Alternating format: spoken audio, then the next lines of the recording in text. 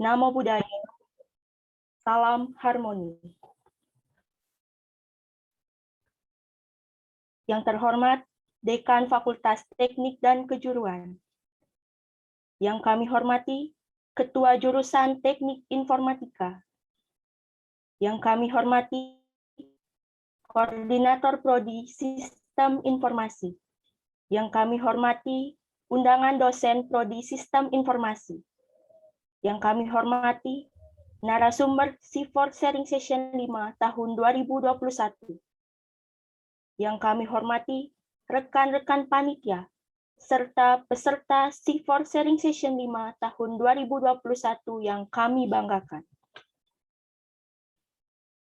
Puja dan puji syukur kami panjatkan kehadapan Tuhan Yang Maha Esa, karena berkat rahmat-Nya lah kita dapat hadir dalam acara C4 Sharing Session 5 tahun 2021 yang diselenggarakan oleh Program Studi Sistem Informasi, Jurusan Teknik Informatika, Fakultas Teknik dan Kejuruan, Universitas Pendidikan Ganesha. Hadirin yang kami hormati, sebelum beranjak ke acara inti, terlebih dahulu akan saya bacakan susunan acara pada hari ini. Pertama, menyanyikan lagu Indonesia Raya dan Mars Undiksa. Kedua, doa. Ketiga, laporan Ketua Panitia C4 Sharing Session 5 tahun 2021. Keempat, sambutan Dekan Fakultas Teknik dan Kejuruan. Kelima, perkenalan dan pemaparan materi oleh narasumber. Keenam, sesi tanya-jawab. Ketujuh, penyebaran form evaluasi dan sertifikat. Hadirin yang kami hormati, untuk mengefisienkan waktu, marilah kita beranjak ke acara pertama, yaitu menyanyikan lagu Indonesia Raya dan Mars Undiksa. Kepada operator, dipersilahkan.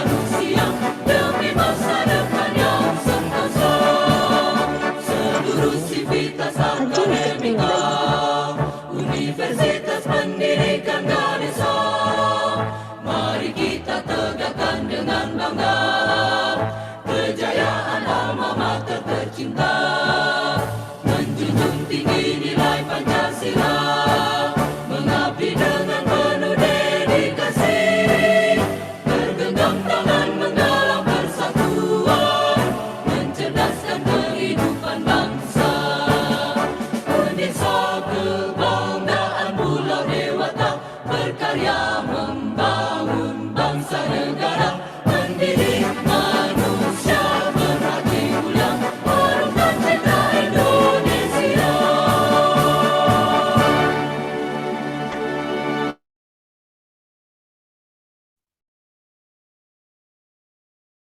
Acara selanjutnya yaitu pembacaan doa kepada petugas dipersilakan.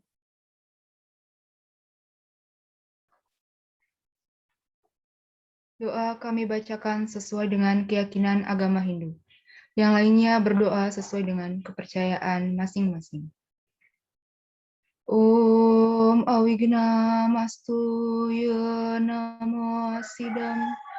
Om Anubhadra Kratawo Yantu Wiswata. Om Yang Widi. Tuhan Yang Maha Esa. Semoga pikiran yang baik datang dari segala penjuru. Om Aditya Asya Param Jyotir Rakta Teja Namastute Sweta Pankaja Madhyasta Bhaskaraya Nama Nama Om Rang Ringsa Siwa Parama Cintya Ya Nama Swaha. Om Yang Widi, Tuhan Yang Maha Esa, dalam manifestasimu sebagai Sang Yang Surya. Pada hari ini, Minggu, 3 Oktober 2021, kami berkumpul di tempat ini, hendak menyatukan pikiran, sebagaimana halnya para dewa yang selalu bersatu. Om Yang Widi, Tuhan Yang Maha Esa, yang bersinar terang dan berstana di tengah-tengah teratai putih. Hari ini kami memuja Engkau dalam rangka kegiatan C4 Sharing Sistem Informasi Undiksa. Kami memohon kepadamu, semoga kegiatan ini dapat bermanfaat bagi kita semua. Om Yang Widi, Tuhan Yang Maha Esa, bimbinglah kami, satukan pikiran, perkataan, dan perbuatan kami, guna mencapai tujuan yang utama, demi kelangsungan kegiatan ini. Om Surya Bhawantu, Purna Bhawantu, Kesama Sampurnaya Nama Swaha. Om Santi, Santi, Santi. Om.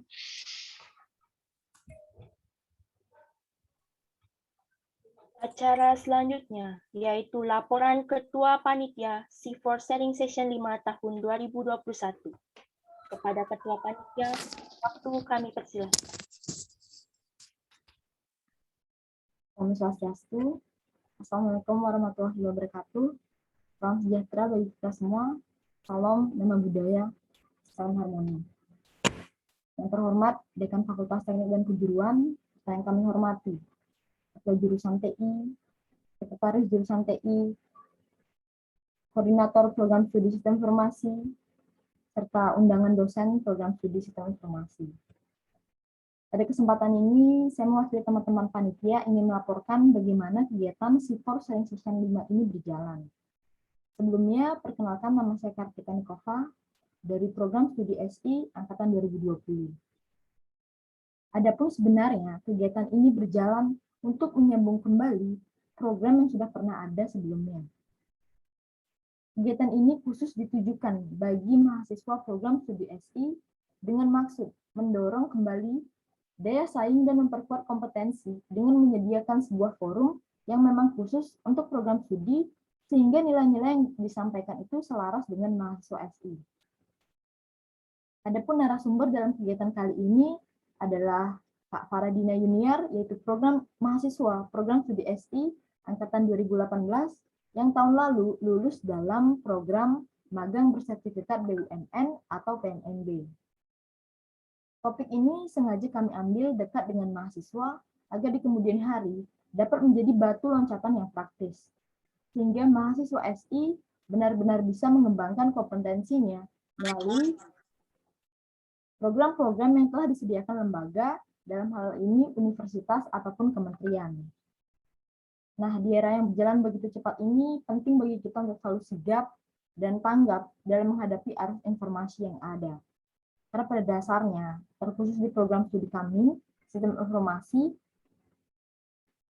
adalah bekal utama untuk menghadapi kehidupan esok hari. Maka dari itu, kami selaku panitia berharap besar, semoga kegiatan ini benar-benar bisa menjadi penyambung informasi antara mahasiswa SI. Ditambah lagi, sebentar lagi, program studi SI akan memiliki alumni dari angkatan 2018. Kami juga berharap kegiatan ini bisa menjadi penyambung persaudaraan antar angkatan. Adapun sampai hari ini, jumlah peserta yang mendaftar sebanyak 117 mahasiswa. Dan juga dengan panitia berjumlah 23 orang yang diambil dari komunitas Mercy, yaitu sebuah komunitas di lingkungan program studi SI yang membantu proses publikasi dan informasi. Persiapan kegiatan berlangsung selama 2 minggu dengan langsung berkoordinasi pada koordinator program studi SI serta dosen-dosen SI. Kami selaku panitia berterima kasih yang sebesar-besarnya kepada Bapak Ibu dosen yang telah membina kami. Dan terakhir, kegiatan ini berlangsung full daring sehingga tidak ada biaya operasional yang keluar dari kegiatan ini. Sekian yang dapat saya sampaikan selaku Ketua Panitia. Mohon maaf apabila ada kesalahan kata, baik yang disengaja ataupun tidak. Akhir kata saya ucapkan terima kasih. Om Santi Santi Santi Om. Assalamualaikum, Shalom, Nama Budaya, dan salam harmoni. Demikian tadi laporan Ketua Panitia Shift Sharing Session 5 tahun 2021. Acara kita lanjutkan dengan sambutan Dekan Fakultas Teknik dan Kejuruan yang sekaligus membuka acara secara resmi. Kepada Bapak Dekan, waktu kami bersiap. Terima kasih Adik Triana Yulia Pratiwi sebagai MC. Yang saya hormati para wakil dekan di lingkungan Fakultas Teknik dan Kejuruan. Yang saya hormati Ibu Ketua Jurusan Teknik Informatika, Sekretaris Jurusan Teknik Informatika, Bapak Kor Prodi, Koordinator Program Studi Sistem Informasi, Bapak Ardwi, staf dosen, pembimbing kemahasiswaan, dan Bapak Ibu dosen di Program Studi Sistem Informasi tentunya. Adik mahasiswa dari berbagai angkatan di program studi sistem informasi yang sangat dibanggakan, sangat kita banggakan semua. Om Swastiastu, Assalamualaikum warahmatullahi wabarakatuh. Salam sejahtera, namo buddhaya, salam kebajikan, dan salam harmoni. Adik mahasiswa, Bapak Ibu dosen dan undangan sekalian, serta narasumber ya, narasumber tadi sudah disebutkan dari mahasiswa sistem informasi yang tahun lalu memperoleh pengalaman magang di BUMN ya, dalam sesi post sharing session yang kelima ini. Jadi patut kita memanjatkan puji syukur kehadapan Tuhan Yang Maha Esa, pada hari ini kita bisa berkumpul di tempat ini dalam sebuah acara yang dikemas dalam sharing informasi dari mahasiswa sistem informasi. Ini satu hal yang sangat luar biasa dan saya berterima kasih sekali diundang dalam acara pembukaan pada sharing session ini. Jadi itu adalah satu hal yang sangat saya nanti sebenarnya, karena saya ingin bertemu dengan seluruh mahasiswa yang ada di Fakultas Teknik Kejuruan ini untuk bisa berbagi pengalaman, kemudian juga seperti apa yang disampaikan tadi oleh Ketua Panitia, bahwasannya sharing session ini adalah sebuah ajang untuk menjalin silaturahmi. Jadi menjalin hubungan yang baik, bertukar informasi dari berbagai pihak. Ya, salah satunya adalah dari mahasiswa ke mahasiswa, dari berbagai angkatan pertama, keluar dan seterusnya, supaya terjadi sharing informasi yang memang betul-betul bermanfaat untuk kepentingan kita semua. Jadi untuk kepentingan adik-adik, supaya bisa melaksanakan aktivitas sebagai mahasiswa sistem informasi yang dalam kegiatan ini, yaitu membentuk generasi sipos yang kreatif, jadi kompetitif dan siap berkontribusi dalam dunia kerja. Jadi sebuah tema yang sangat luar biasa diangkat dalam hal ini. Karena memang tanpa kegiatan seperti ini di tengah-tengah pandemi ini, kita akan banyak kehilangan kesempatan untuk berinteraksi. Karena interaksi itu penting gitu ya. Jadi setiap orang memiliki informasi, kelebihan dan kekurangan, dan pengalaman tentunya yang semestinya bisa disampaikan atau bisa di-sharing kepada teman-teman lain tentunya yang bermanfaat. Nah, ini dalam masa pandemi ini kita tidak boleh kehilangan kesempatan seperti itu. Walaupun kita bertemu secara virtual, gitu.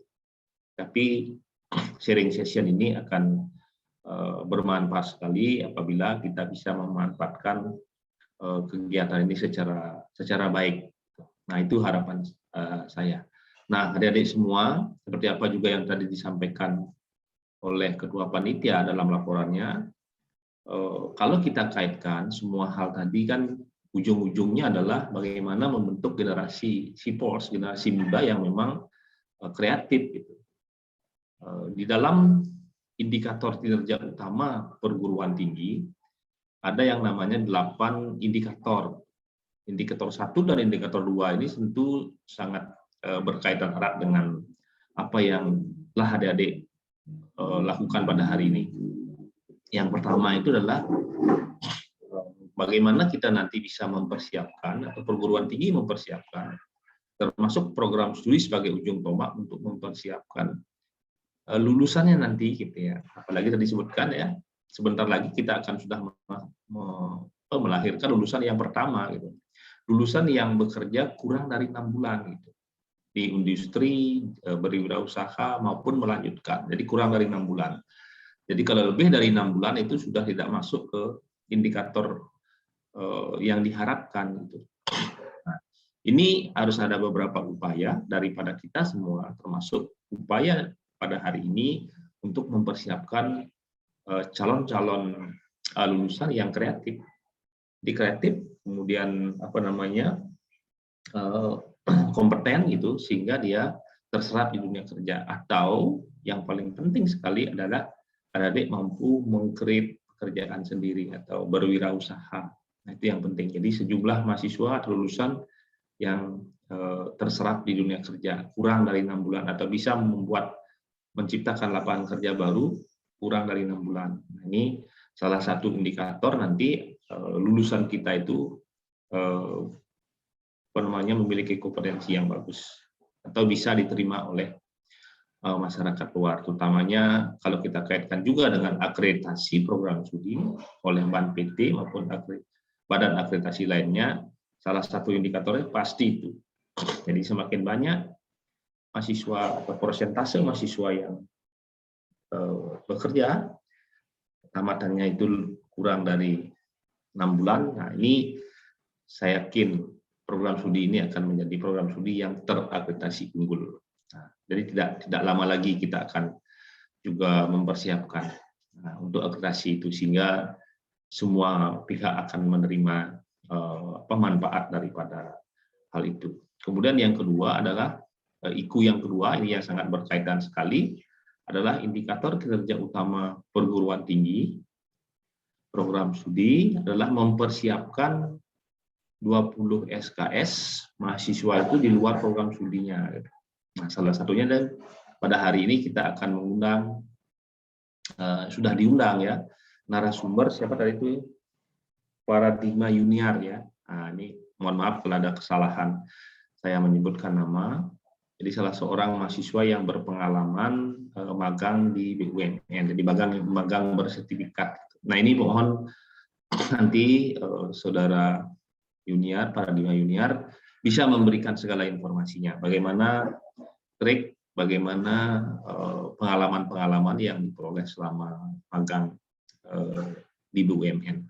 Ini patut di-sharing ya. Ini sehingga sharing session yang kelima ini memberikan dampak yang luas.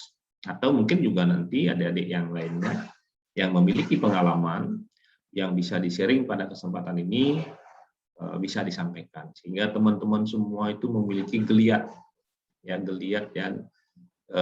giat yang sama, atau paling tidaklah visi yang sama untuk meningkatkan kreativitas menuju mahasiswa atau lulusan nanti yang memiliki kompetensi yang memang benar-benar sesuai dengan yang dibutuhkan oleh dunia global pada saat ini.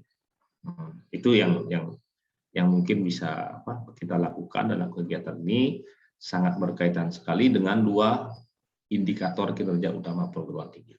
Jadi tanpa disadari ya, kami di pihak pimpinan, di pihak manajemen, ya, pengelola program studi Fakultas Teknik dan Kejuruan ini sangat mengharapkan sekali kegiatan-kegiatan seperti ini. Jadi secara langsung maupun tidak langsung kami sangat berterima kasih sekali atas usaha, upaya, geliat dan giat daripada adik-adik dalam melakukan acara demi acara, termasuk juga prestasi-prestasi yang sudah disumbangkan oleh mahasiswa sistem informasi itu sangat banyak sekali, baik secara nasional maupun internasional. Ini perlu digiatkan lagi. Ya, salah satunya adalah melalui sharing session ini. Ya, jadi ke depan, nah terkait dengan IKU, kembali lagi IKU yang kedua tadi itu 20 SKS itu tidak saja magang, tetapi juga akan diupayakan sebuah sistem yang bisa mengakuisisi, jadi mengakui sejumlah kegiatan adik-adik itu yang bisa dijadikan sebagai 20 SKS itu di luar program studi. Misalnya mengikuti lomba secara nasional, internasional itu. Nah, ini perlu dibuatkan sistem karena memang secara nasional ini kan masih belum jadi artinya di berbagai perguruan tinggi di program studi yang sama itu juga belum bisa dibuatkan sistem yang pas sekali gitu. Karena kegiatannya sangat fleksibel dan sangat membutuhkan pemikiran yang cermat sehingga kegiatan itu bisa diakui sebagai SKS yang 20 itu.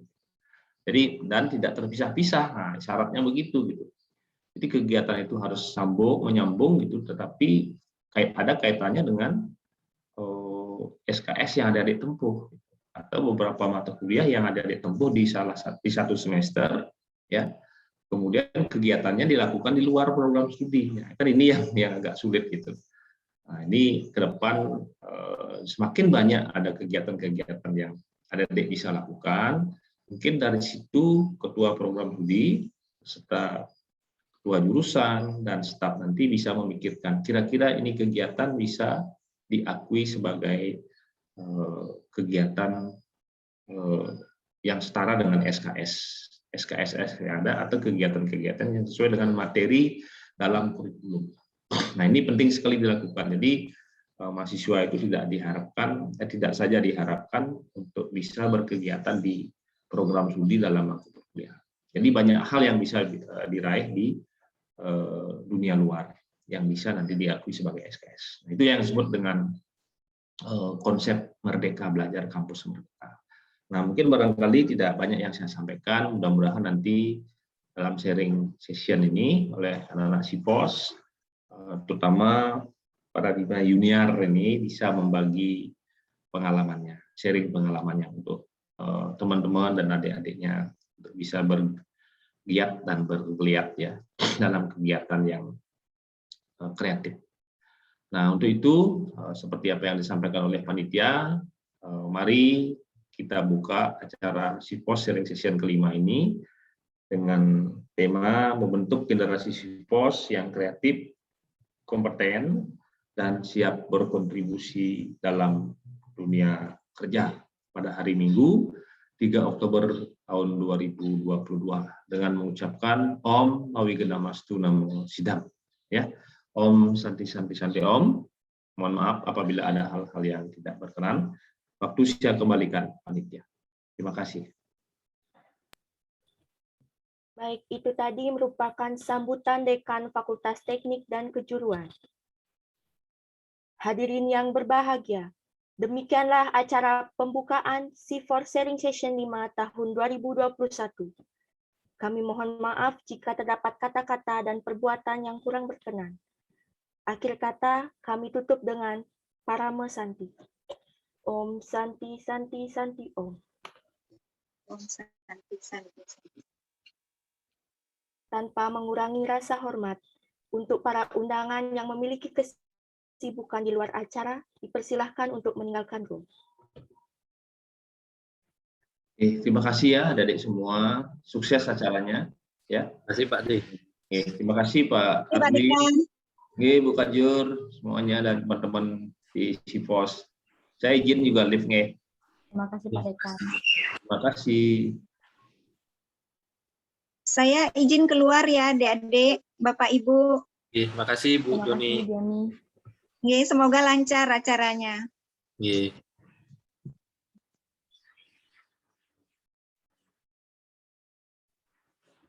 Acara selanjutnya akan dipandu oleh moderator. Kepada moderator, waktu kami persilahkan.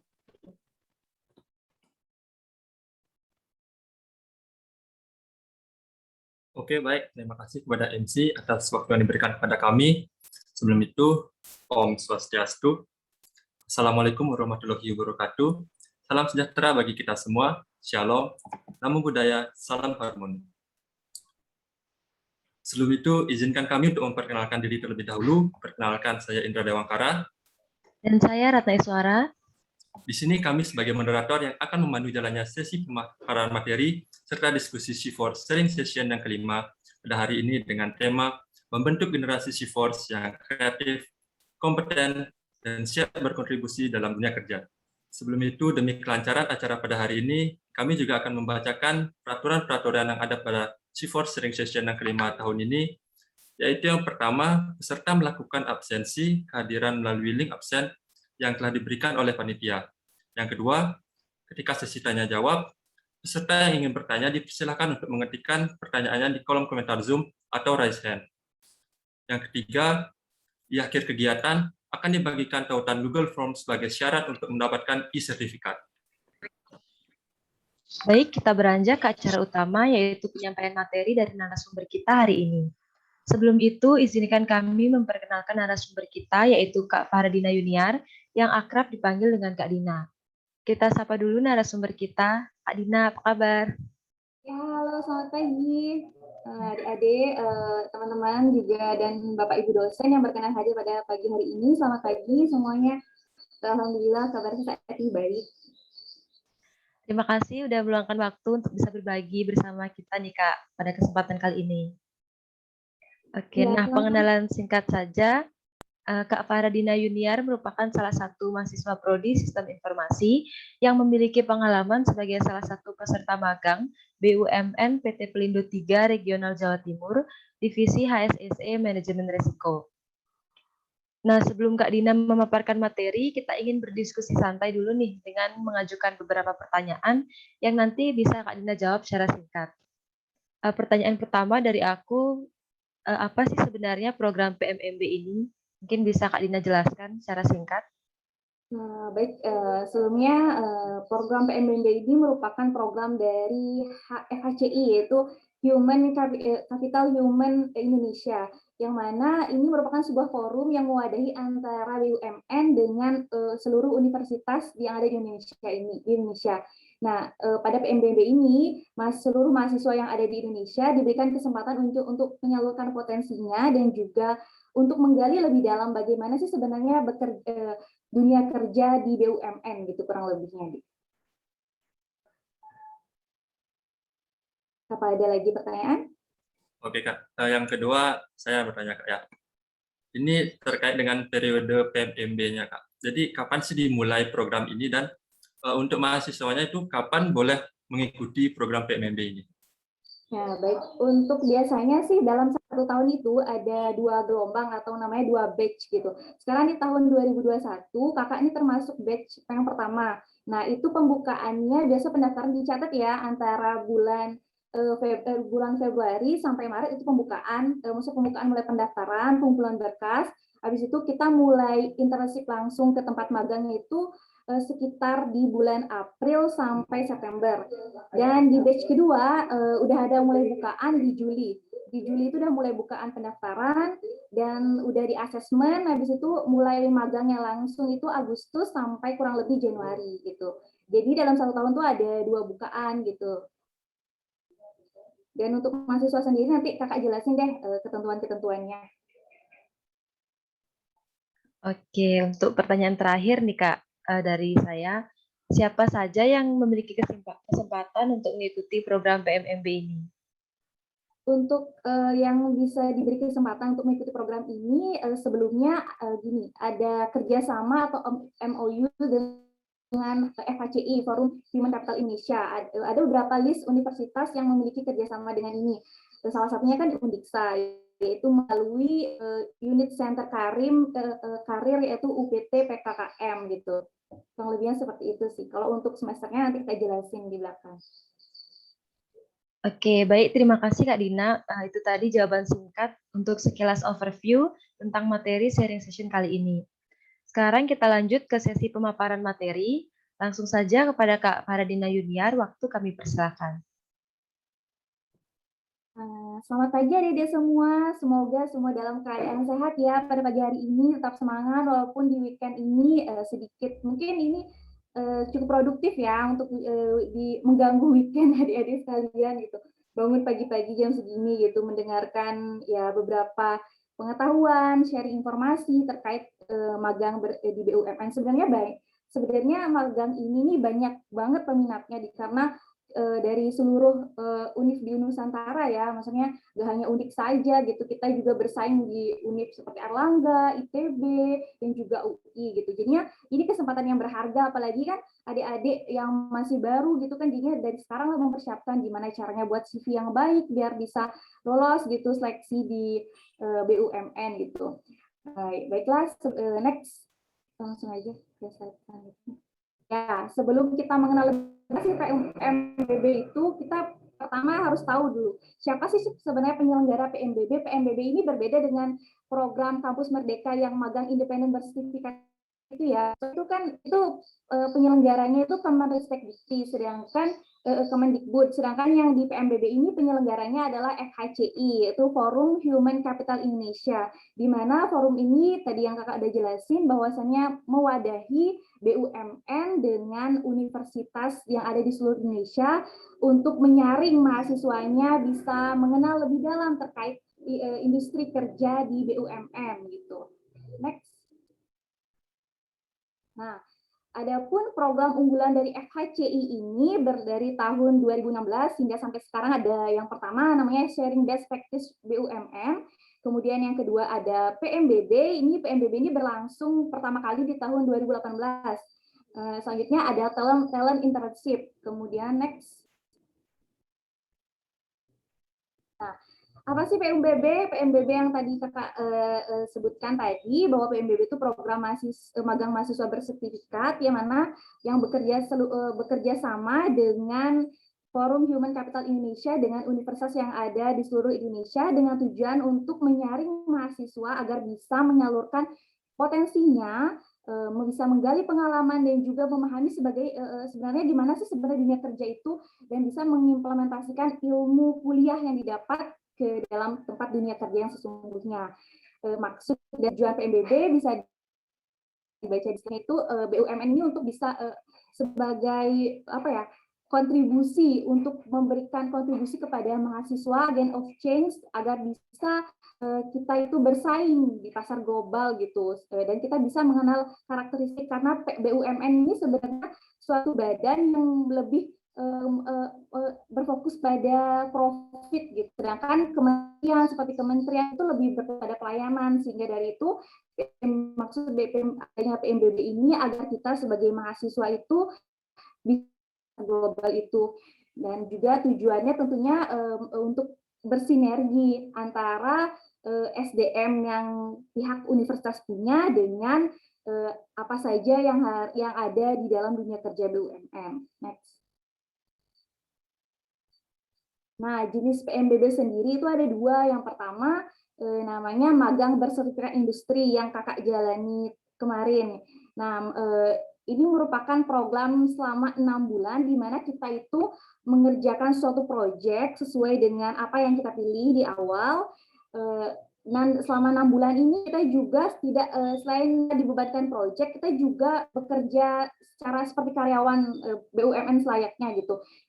Sehari-hari kita karena BUMN tuh di tempat yang kakak kan Pelindo sebagai jasa kepelabuhanan itu merupakan perusahaan kritikal, di mana kritikal ini salah satunya yaitu penyalur transportasi logistik ke beberapa pulau. Jadinya ketika kakak ada program PPKM, kerja WFH, kakak langsung ke kantor selama dari Senin sampai Jumat gitu. Karena kalau misalnya bayangin kalau pelabuhan itu tutup kan nggak ada logistik dari gini, persebaran logistik, jadinya mau nggak mau jadinya kita harus kerja dalam di Pelindo itu gitu. Nah, selain kita memiliki proyek di akhir, kita juga itu ada seorang mentor yang membantu kita, namanya VIC. Dari VIC itu kita diberikan pengenalan tentang gimana budaya di perusahaan Pelindo sendiri, ataupun tentang apa saja yang harus dilakukan gitu, bagi apa tupoksi pekerjaan yang harus kita lakukan gitu, dan juga gimana kita saling mengenal antar rekan kerja kita gitu satu sama lain. Dan yang kedua itu ada magang bersertifikat kompetensi. Ini magang ini waktu kakak magang di Pelindo itu selain S1 juga ada S2. Nah, jadi kakak selain sama yang S1 juga kakak kadang-kadang sama yang ada beberapa orang yang S2. Jadinya yang S2 ini sebenarnya bukan ke industri sih, karena dia tuh lebih ke kompetensi. Dia mengejar sertifikasi kompetensi. Jadinya dia nanti sertifikatnya beda gitu. Dia sertifikatnya dikeluarin dari BNSP atau Lembaga Sertifikasi Profesi Nasional. Misalnya di kakak waktu di Pelindo sendiri ada dari ITS yang mengejar sertifikasi untuk K3.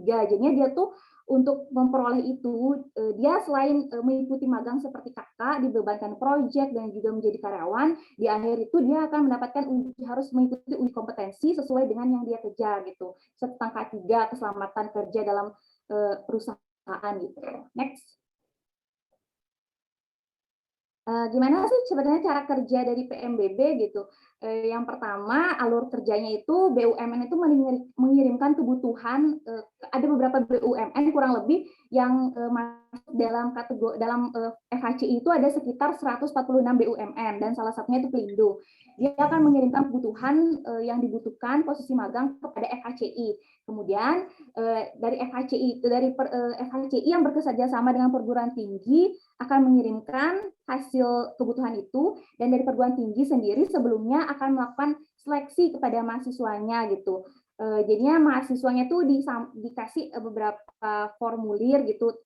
Ini loh ada beberapa lowongan BUMN gitu, mulai UPT, PPKN gitu. Setelah itu maka kita akan melamar di link tersebut. Habis itu akan disesuaikan lah, match up namanya, kesesuaian antara ilmu kita sama kebutuhan di BUMN gitu.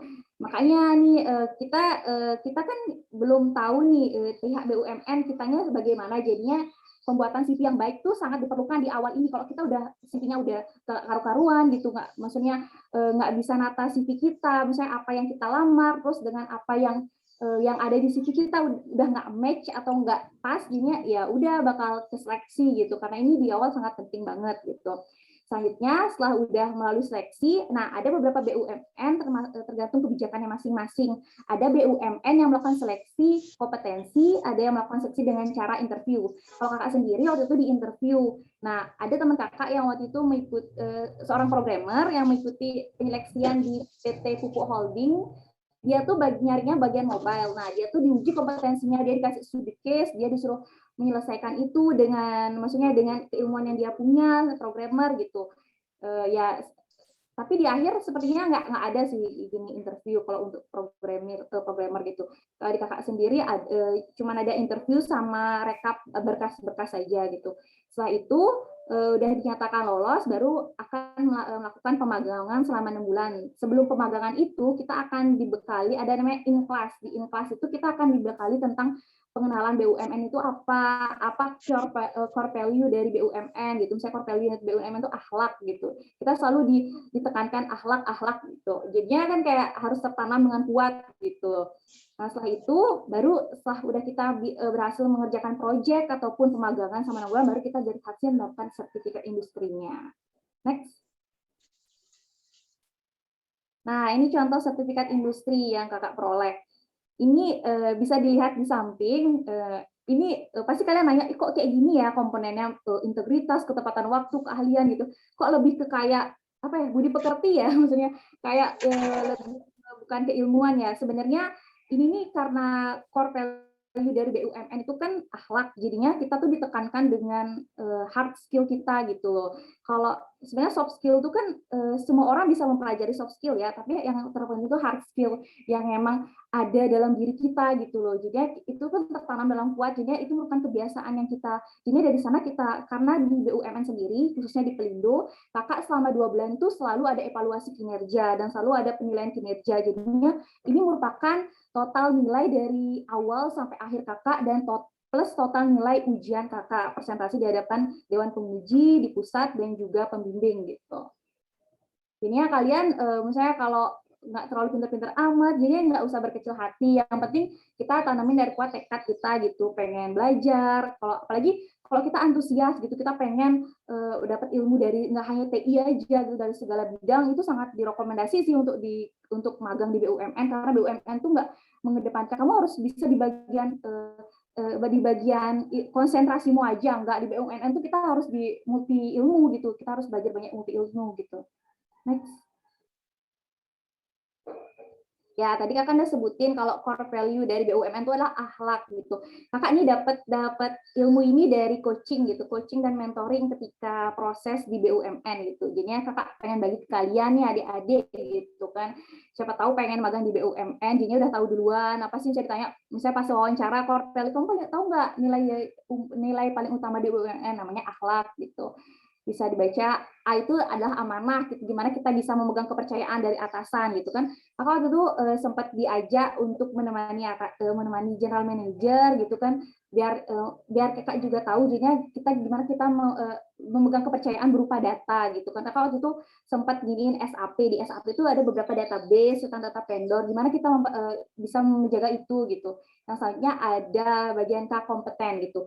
Nah, kita juga di akhir itu kita pasti diuji gitu loh, sesuai dengan apa yang kita ambil di awal. Jadinya kita kompeten nggak, terus kita peka nggak sebenarnya sama perusahaan kita, sama perusahaan yang kita kerja pas waktu magang gitu. Terus yang selanjutnya ada harmonis. Nah, gimana kita saling peduli juga saling menghargai antar sesama karyawan di Pelindo. Gimana ada namanya hierarki itu misalnya gimana kita, maksudnya perlakuan kita ke misalnya seteman sebaya, kemudian kepada yang atasan lebih tua gitu.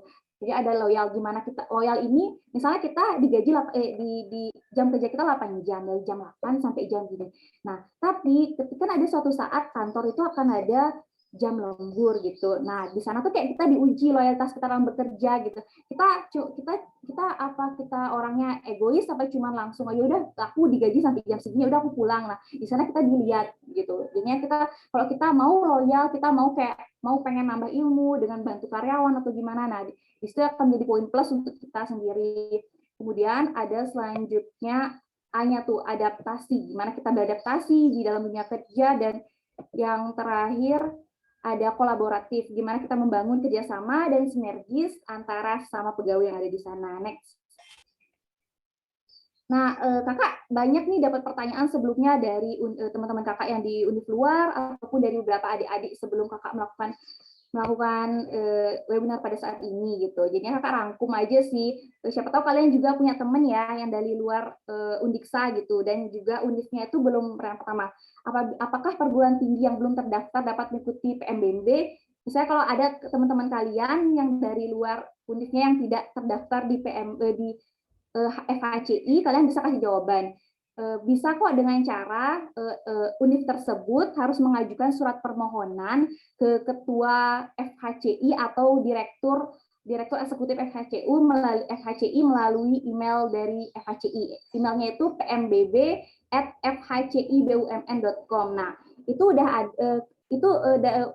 kebijakan dari universitas itu yang harus mengirimkan surat permohonan langsung ke bagian kepala eksekutifnya gitu.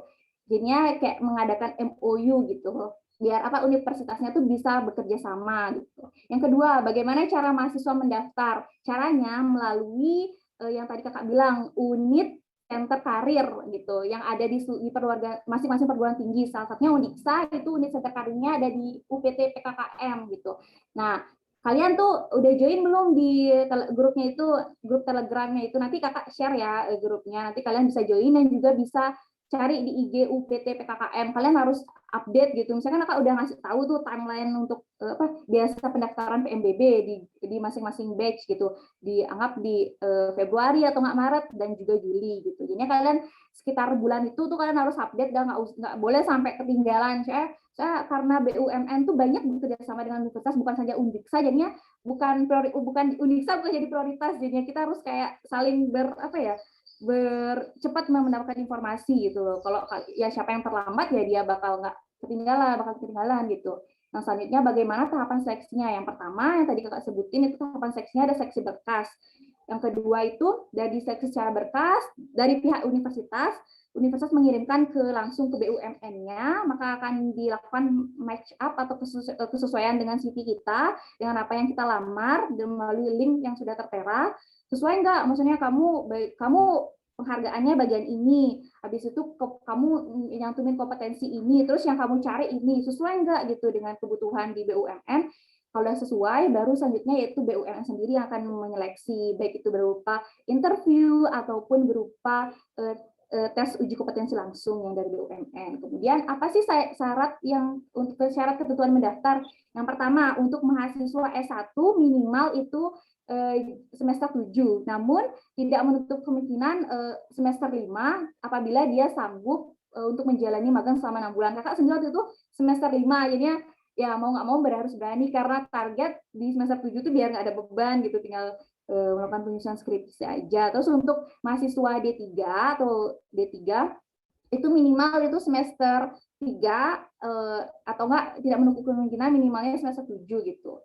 Intinya sebenarnya sebelum kita melamar di BUMN, kita akan diberikan surat fakta integritas, di mana isinya itu melalui UPT PKKM itu kesediaan kita menjalani magang selama 6 bulan tanpa boleh keluar sebelum masa pemagangan selesai, dan juga kesediaan dari pihak orang tua. Misalnya kalau kita aturan baru yang nomor 2 ini, misalnya kalau kita tuh melamar di luar Bali. Nah, dan sebenarnya ada beberapa BUMN yang tidak mengakomodasi atau memfasilitasi bagian transportasi, makan, dan juga penginapan. Hanya diberikan uang saku aja per bulan. Nah, tentu kadang-kadang kita berpikir kan kalau tanpa uang, cuman uang saku aja dan tidak ditemu akomodasi dan transportasi, pasti bakal kurang ya gitu kan.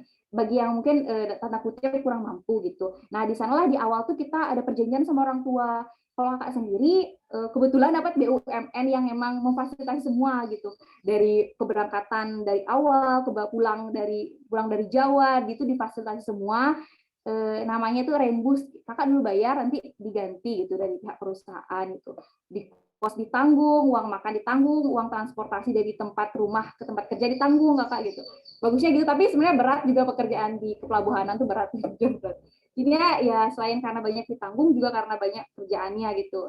Tergantung BUMN-nya sih gitu. Udah gitu ketentuannya, habis itu kita harus melampirkan fakta integritas SKCK, surat keterangan kelakuan baik dari perguruan tinggi gitu. Kakak waktu itu mintanya tuh di staf TU FTK gitu. Kakak minta di sana, habis itu udah minta SKCK, kakak minta terus selanjutnya tuh KDN, daftar nilai. Nah, yang harus disahkan WD1 itu perlu dicatat ya tadi apa yang kakak sebutin, dokumen-dokumen yang harus disiapin gitu. Habis itu udah minta gitu, kita ngelampirin CV lagi gitu kepada scan CV gitu untuk kepada UPT PKKM gitu. Habis itu aja sih kalau dokumen, ribet-ribet sih dokumennya gitu. Terus yang selanjutnya, apakah ada ketentuan tingkat semester? Yang tadi udah Kak bilang ada ketentuannya, tapi tidak menutup kemungkinan sebenarnya karena udah dilampir dengan fakta integritas ya, jadinya itu lebih ke kitanya aja siap enggaknya gitu. Semester 5 pun boleh gitu, asal dia tuh siap gitu, asal maksudnya dengan catatan ya, waktu itu karena kakak udah banyak ngambil kuliah sebelumnya, mata kuliah sebelumnya, ikut pertukaran pelajar, jadinya kakak berani gitu memutuskan gitu. Misalnya kalau yang kalian masih banyak punya mata kuliah, kakak saranin sebenarnya jangan yang ngambil ini. Ini 6 bulan dan memang kayak bekerja di industri itu sangat berat deh gitu loh. Kita harus fokus gitu loh. Jadinya kakak saranin yang memang udah udah agak free lah di mata kuliahnya, boleh diambil gitu. Selanjutnya dokumen apa saja yang harus diserahkan kepada pendaftaran, udah tadi tak jelasin bahwa dokumen yang diserahin itu CV, ada SKCK, ada kutipan daftar nilai yang udah disahkan, habis itu ada fakta integritas yang kesediaan kita dan juga kesediaan orang tua gitu. Next.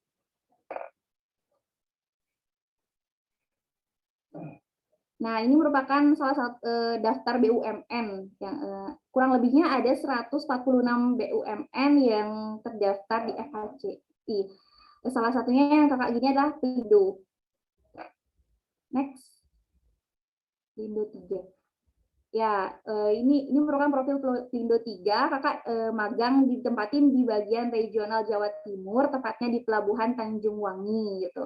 Itu dekat Pelabuhan Ketapang gitu. Pelindo sendiri itu punya 43 pelabuhan dengan 7 provinsi dan 4 regional gitu. Kalau di benua sendiri masuk ke regional Bali Nusra dia. Next. Ini pelayanan jasa di Pelindo 3. Kakak ini pelayanan jasa ini kakak sebenarnya implementasi dari mata kuliah APB gitu. Analisis proses bisnis. Kalian udah dapat belum? Kayaknya semester 3 ya dapat ya. Semester 2 kayaknya. Nah, kan di sana tuh ada namanya, kita diajarin sama Pak Ardi kalau nggak salah. Diajarin bagian core bisnis gitu. Yang mana core, mana support gitu. Yang di Pelindo sendiri core bisnisnya itu ada pelayanan jasa kapal, pelayanan jasa barang, pelayanan jasa penumpang, dan core bisnisnya ini ada bisa dibaca di layar, udah tertera semuanya. Nah, ini di Pelindo sendiri sudah digitalisasinya udah lengkap gitu loh. Tapi semua sebenarnya terintegritas di pusatnya itu ada di Surabaya, namanya Pelabuhan Tanjung Perak. Nah, jadinya Pelindonya di kakak itu cuma jadinya kayak menggunakan sistem yang udah ada di gitu. Jadinya kayak lebih terintegritas gitu loh. Ada IO-nya juga di bagian gate tuh bagian pintu masuk gitu loh. Ada IoT, ada jaringannya juga ketika transaksi host to host, terus ada penggunaan salah satu mata kuliah IRP itu penggunaan SAP di situ juga ada gitu penerapannya gitu. Di SAP sendiri juga ada penerapan tentang database gitu, gimana pentingnya primary key gitu, kita nggak boleh lupa dan kita nggak boleh, maksudnya nggak boleh aku nggak tahu di mana tempat primary key-nya, ya udah kita jadi harus banyak tahu implementasinya itu sebenarnya database itu banyak banget kayak gitu. Ya, next. Ya, yang tadi Kak sebutin, ini proses bisnis bongkar muat sih, karena bongkar muat itu selalu ada di setiap pelabuhan. Peti kemas hanya beberapa pelabuhan yang memang kapasitasnya luas gitu. Kalau ini kakak kenapa kak cantumin bongkar muat, karena setiap pelabuhan itu pasti ada bongkar muat. Gimana kita sampai sekarang gimana kita nerima kedelai itu sebenarnya dari kadang-kadang dibawa dari Amerika, dari kapal Amerika, itu namanya kegiatan bongkar. Bongkar itu penurunan bahan baku dari ke atas kapal ke dalam truk gitu loh, truk itu didistribusi gitu. Itu namanya kegiatan bongkar. Nah, kalau kegiatan muat, misalnya ada nih, kan di Pulau Madura sendiri kan maksudnya masih gini ya, terpencil. Lagi pulau yang itu nama di Madura itu, jadinya kan orang-orang pemasok gitu loh, belanja di Jawa, nanti barang-barangnya itu dibawa gitu loh dari Banyuwangi menuju ke Madura, itu namanya proses muat gitu. Ya, kurang lebihnya seperti itulah. Next. Nah, ini pelanggan target dari Pelindo sendiri bisa dilihat layar untuk berdasarkan segmen di jasa gitu. Mungkin kalian kalau belajar ilmu pemanfaatan ini lebih ke kayak customer ya gitu ya, customer gitu, gimana aplikasi menunjang kepuasan pada customer gitu. Ini kakak cuman bagi beberapa aja sih yang kakak tahu sama kak dapat di mentoringnya. Ada bagian pelayanan kapal itu pelanggannya siapa aja, pelayanan barang, penumpang, aneka usaha properti. Next. Nah, apa sih sebenarnya kegiatan yang aku lakuin selama 6 bulan gitu? Lama banget 6 bulan ya. Yang pertama sih sebelum yang tadi kakak bilang, sebelum masuk ke Pelindo, kakak dapat namanya in-class. Nah, in-class itu sama namanya reader talk gitu. Reader talk kayak pembekalan, gimana kita pengenalan budaya perusahaan, gimana kita, ya yang terpenting sih K3. K3 itu keselamatan kerja di kantor gitu. K3, kita dapat K3 gimana implementasinya gitu.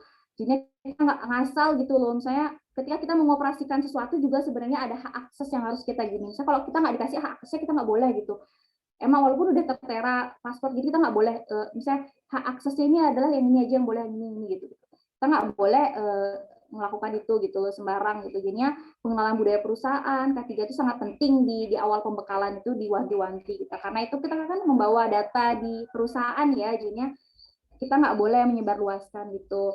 Nah, di Doktok ini kakak ini setiap bulan dapatnya. Jadinya kurang lebih 7 lah. Yang di pertama di awal sama 6 bulan per bulannya sama 6 kali. Selanjutnya kakak ada kegiatan fit to work, briefing dan juga patroli. Nah, kakak ini kan walaupun kakak bagian IT, bagian di dalam, kakak juga di Pelindo di BUMN sendiri menekankan untuk kita belajar multi ilmu gitu. Multi ilmu nggak hanya di divisi kita, tapi kita juga harus berbaur di divisi yang lain, di operasional, di bagian safety security, environment, teknik lingkungan gitu, dan juga bagian teknik lingkungan ataupun perkapalan. Kakak bisa dikenalin lah, walaupun kulit-kulitnya aja sepintas cuma tahu gitu. Kalau secara dalamnya nggak terlalu tahu sih. Yang pertama ada fit to work. Nah, sebelum kita bekerja, kita tuh kesehatannya, tensi darah dicek, tekanan denyut nadi kita diceknya.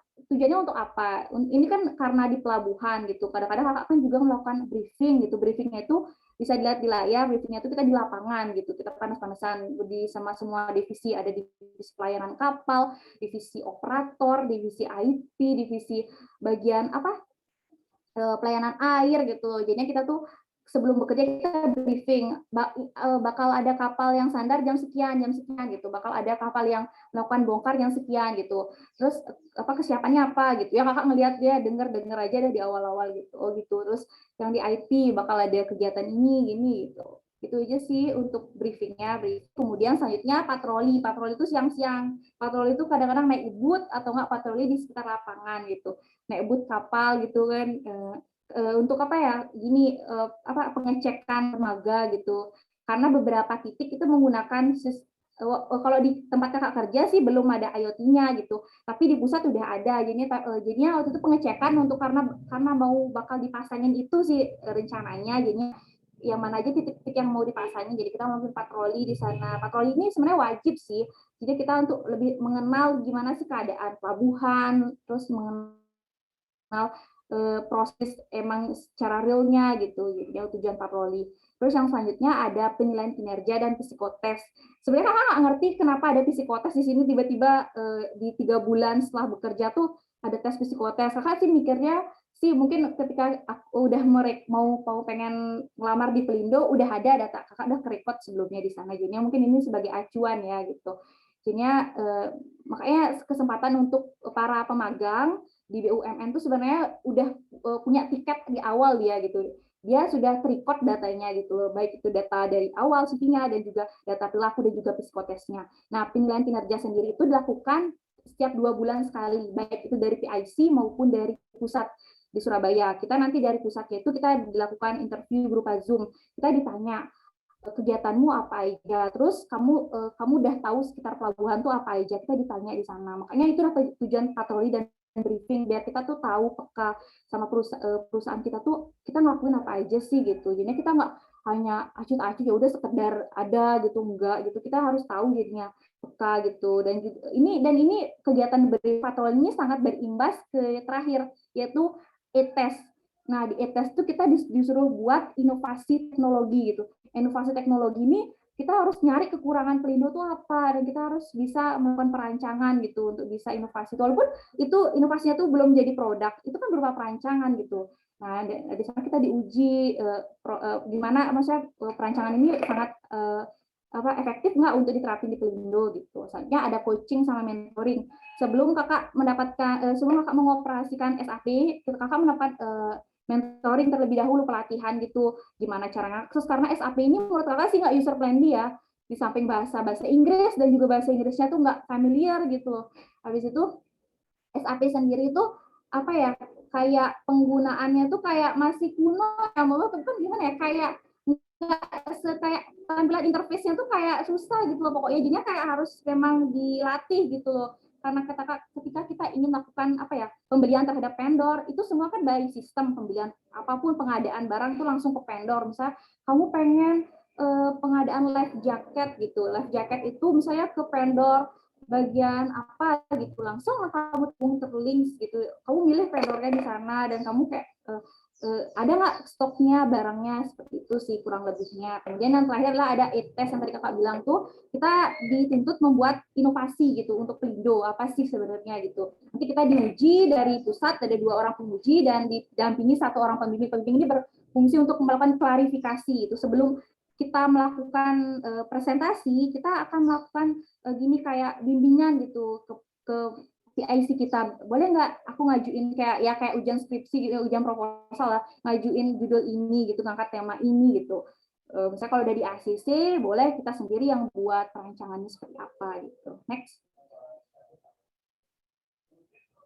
Ya, ini kakak pernah juga belajar tentang tata kelola TI di sana. Ini salah satu capture master plan TI di Pelindo. Awalnya itu Pelindo itu tata kelolanya menggunakan COVID versi 3, kemudian selanjutnya mengacu pada COVID versi itu langsung ke COVID 5, tapi sekarang nggak tahu sih kayak masih COVID 5. Dengan visinya itu IT sebagai partner dan pemberdaya bisnis menuju start operator pelabuhan berskala dunia. Kurang lebihnya seperti itu sih. Kalau kayaknya kalian belum dapat tata kelola TI ya, udah semester yang udah tua deh kayaknya. Next.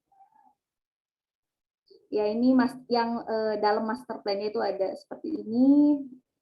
Ya nanti kalau pengen minta materinya apa-apa sih, nanti akan share ke panitia. Next. Ya, tata kelola TI di Pelindo ini aturan-aturannya itu terkait proses bisnis di Pelindo, terkait TI-nya dituangkan dalam sebuah kebijakan, standar, dan juga prosedur. Nah, tata kelola TI ini kaitannya erat banget dengan audit. Audit ini dilakukan untuk membuktikan kebenaran dan juga penerapan, dan sesuai nggak dengan SOP yang udah ada gitu. Jadinya waktu itu kakak pas di magang 4 bulan itu kakak juga ikut kegiatan audit gitu, tiba-tiba datang gitu dari pusat gitu, audit gitu, untuk melakukan audit. Jadi kakak tahu lah gimana ketegangan pas audit itu yang ya pengecekan dari segi divisi keuangan, IT gitu, sangat gimana ya, tegang pokoknya, beda aja suasananya, karena kita kan dicek gitu ya kinerja, maksudnya kesesuaian gitu loh, kinerja yang kita lakuin dengan hasil yang didapatkan gitu, sesuai enggak gitu. Terus asesmen ini dilakukan untuk menilai sejauh mana penerapan tata kelola sesuai dengan kerangka kerja yang diacu, yaitu diacu itu berupa SOP. Next.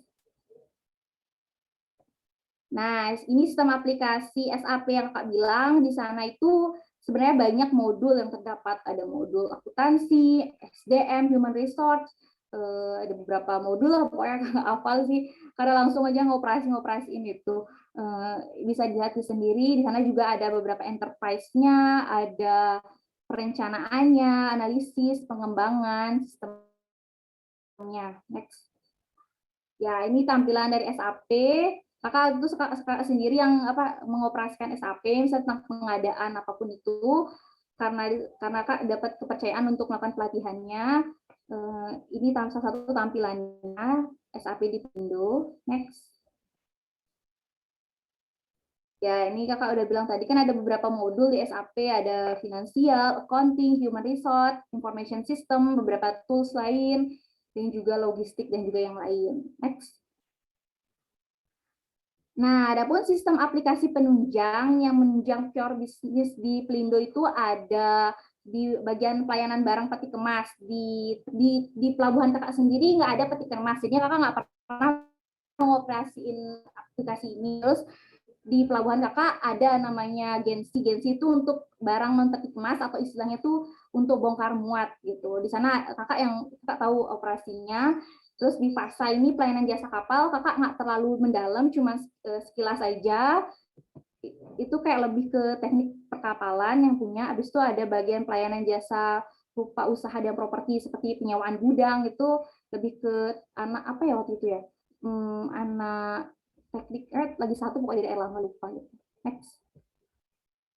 Nah, pun sistem marketing di Pelindo itu udah by sistem atau nggak digitalisasi menggunakan Power BI gitu. BI ini sebenarnya ini ya bakal kalian dapetin mata kuliah ini di semester 5 ya kak, 5 waktu kakak di pertukaran pelajar di Undip dapet. Ini Power BI ini tujuannya untuk mendukung keputusan dari manajer gitu. Nanti data-data itu akan dijadikan sebuah sistem sebuah informasi, di mana informasi ini dilakukan untuk pengambilan keputusan. Ini sebuah tools gitu. Habis itu marketnya itu berbasis web untuk memudahkan pemasaran kegiatan penjualan. Kemudian ada service kayak call center dan yang lainnya. Next. Nah, Digiport System di Pelindo bisa dilihat ini tujuannya itu untuk apa penyertaan dokumen. Next. Kayaknya nggak gini deh kalau panjang ya. Nah, gimana sih kita harus menghadapi tantangan di dunia kerja?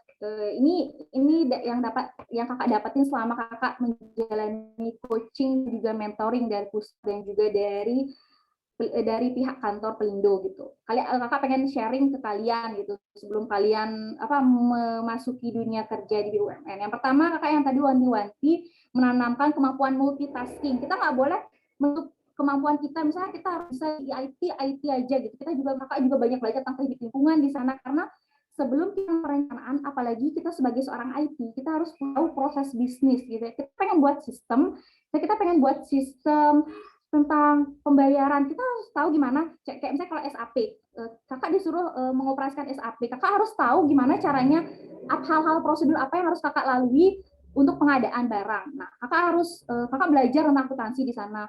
Gimana purchase order, purchase requisition, DPO, kontrak payung kayak gitu. Jadi sebelum kakak langsung operasional, kakak harus buat itu dulu gitu. Buat itu dulu, harus mendapatkan disposisi dari general manager baru boleh gitu itu diterbitkan. Setelah itu udah di ACC baru kita langsung menghubungi vendornya. Jadinya kita tuh nggak hanya belajar IT pengoperasian sistem aja, jadi kita tuh belajar juga akuntansi, gimana sih sebenarnya ilmu akuntansi di dalam SAP gitu. Jadi sebenarnya kalau anak ekonomi gitu, ujungnya pasti bakal pakai TI juga sih menurut aku. Jadi kayak kalian ya cukup berbangga lah gitu. Udah ada di TI duluan, kalian udah tahu gimana tampilan user interface-nya gitu secara keseluruhan gitu. Jadi kalian nggak gagap lah di awal gitu. Paling mungkin kalian akan mendengar istilah-istilah baru aja gitu. Selanjutnya ada inovasi teknologi. Nah, ini di akhir sih sebenarnya. Inovasi teknologi ini apa sih yang harus kita sesuai dengan Pelindo? Misalnya kita nyari kekurangan, permasalahan. Oh, ini aplikasinya kayaknya belum sesuai, belum ada penambahan fitur ini gitu. Karena kadang-kadang terjadi bentrokan antara kapal yang satu kapal ya. Kalian bisa melakukan perancangan itu. Jadinya sebelum melakukan perancangan itu, kalian harus tahu jadinya teknik proses bisnis perkapalan gitu, proses bisnis kegiatan bongkar muat ataupun operasional. Ini mau nggak mau kalian kan harus belajar tentang teknik lingkungan juga, pokoknya tentang ilmu yang lain gitu. Ketika makanya merancang sistem, sebenarnya kalian harus tahu proses bisnisnya itu yang ditekankan. Yang selanjutnya itu agen perubahan dalam budaya. Ya, kita kan sebagai mahasiswa agent of change katanya, agent of change tuh jadinya kita tuh harus gimana ya? Misalnya tidak menutup kemungkinan ada pegawai Pelindo yang melakukan pelanggaran gitu kan. Nah, di sana kita gimana ya kita memberikan bukan contoh ya seperti kayak ya kalau udah tahu itu salah ya jangan diikuti gitu. Misal contoh kecil sih, di pelabuhan itu setiap orang masuk pelabuhan atau gate harus memakai APD, namanya alat pelindung diri, itu berupa helm, berupa rompi gitu. Itu sebenarnya hal kecil banget dan hal sepele. Banyak pegawai pelindung yang masih melanggar itu. Terus kita bukan berarti kita ikut melanggar juga dong. Ya dia aja nggak pakai, apalagi kita ya kita tetap aja sih mengikuti aturan sesuai dengan SOP gitu. Kita jangan berpandangan orang itu melanggar ya udah kita melanggar gitu, jangan seperti itu gitu. Kita sebenarnya hanya diuji juga sih gimana diri kita gitu, penanaman karakter akhlak sebenarnya ditekankan pada saat itu. Selanjutnya itu kemampuan untuk memahami kebutuhan bisnis. Nah, kebutuhan bisnis ini erat kaitannya sama inovasi teknologi yang kita tawarkan gitu. Jangan sampai inovasi yang kita tawarkan itu mendatangkan pengeluaran yang lebih besar ketimbang profitnya gitu. Karena kakak tadi bilang BUMN sendiri itu lebih menekankan kepada profit. Kalau kalian buat sistem yang mahal-mahal tapi tidak terlalu mencerminkan menghasilkan profit yang besar, itu kayak bakal ditolak gitu. Kayak kakak itu awalnya pernah merancang sistem yang pengen IoT gitu kan, walaupun kakak nggak bisa buat ya, tapi kan setidaknya kita belajar konsep-konsepnya kan gitu. Itu sebenarnya bawa pengaruh yang besar nggak untuk profitnya, misalnya itu itu kan biayanya besar ya gitu, jadinya kayak nggak kayak diurungkan lagi gitu. Jadi kayak kita memikirkan yang inovasi teknologinya tuh kayak minimal seimbang lah antara pengeluaran sama pemasukan, tapi kalau lebih bagus tuh lebih baik menghasilkan pemasukan yang lebih gitu, profit yang tinggi gitu yang diharapkan. Next. Ya, ini yang tadi kakak bilang kompetensi. Sebenarnya kalian jangan takut, misalnya kalian tuh nggak terlalu punya kompetensi yang tinggi gitu. Kakak juga yakin kok di sini adik-adik kakak, teman-teman kakak ada yang lebih expert lagi, pinter lagi, kakak lebih ahli gitu dalam bidang programmer, UI UX ataupun apa ya gitu. Kakak juga kadang-kadang minder gitu kan.